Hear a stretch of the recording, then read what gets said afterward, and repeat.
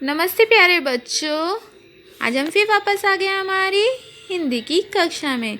तो हमने जो लास्ट टाइम क्लास ली थी उसमें हमने पढ़े थे विराम चिन्ह। आज हम पढ़ेंगे अपठित गद्यांश यानी कि अनसीन पैसेजेस। अनसीन पैसेजेस होता है अपठित गद्यांश। अपठित गद्यांश क्या होता है? पहले ना पढ़ा गया गद्यांश जिसे आपने पहले कभी नहीं पढ़ा है, जो आपकी किताबों से नहीं संबंधित होता है, अपठित गद्यांश कहलाता है। अब जब हम अपठित गद्यांश करते हैं तो उसमें क्या चीज़ें ध्यान रखी जाती है ये हम देखते हैं। सबसे पहले गद्यांश को ध्यान से पढ़ें और उसका अर्थ समझें।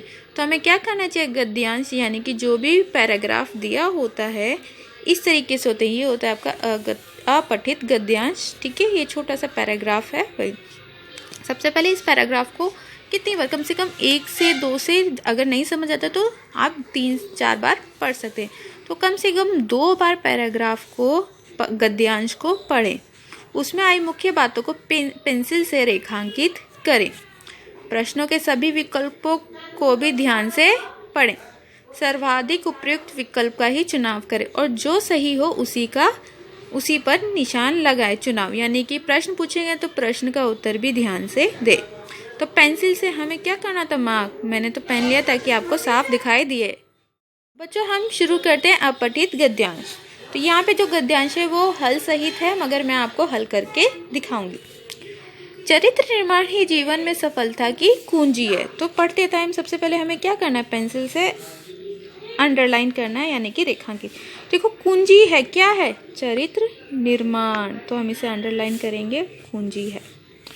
जो मनुष्य अपने चरित्र निर्माण की ओर ध्यान देता है वही जीवन में विजयी होता है। तो कैसा व्यक्ति जीवन में विजयी होता है? जो अपने चरित्र निर्माण की ओर ध्यान देता है। चरित्र निर्माण से मनुष्य के भीतर ऐसी शक्ति जागृत होती है जो उसे जीवन संघर्ष में विजयी बनाती है।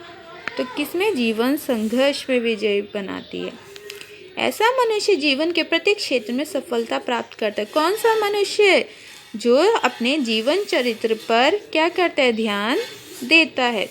वह जहाँ भी जाता है अपने चरित्र से अपना प्रभाव स्थापित कर देता है यानी कि इम्पैक्ट डालता है।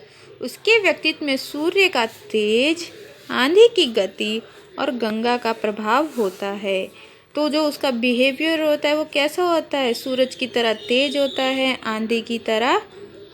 आंधी की गति की तरह तेज होता है, और उसी तरीके से गंगा का प्रवाह जैसे पानी बहता रहता है उसी तरीके से उसका व्यक्तित्व भी चलता रहता है।